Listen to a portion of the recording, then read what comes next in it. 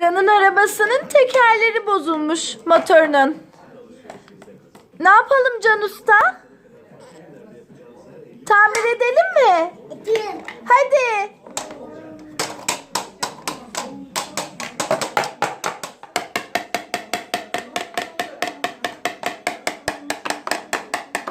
Oldu mu usta? Usta burada tamir edelim. Burayı da mı tamir edelim? Tamam usta, edelim.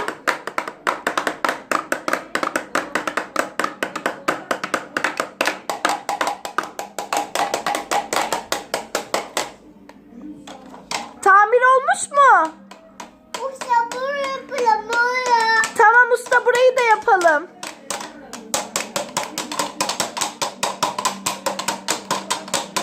Usta, pense var mı pense? Parça burada bak. Hadi şuraları da tamir edelim penseyle.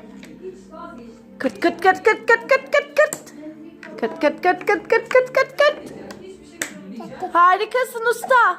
Ellerine sağlık. Sonra tamir yapalım mı? Yeter mi bu akşamlık? Kolay gelsin usta. Ya.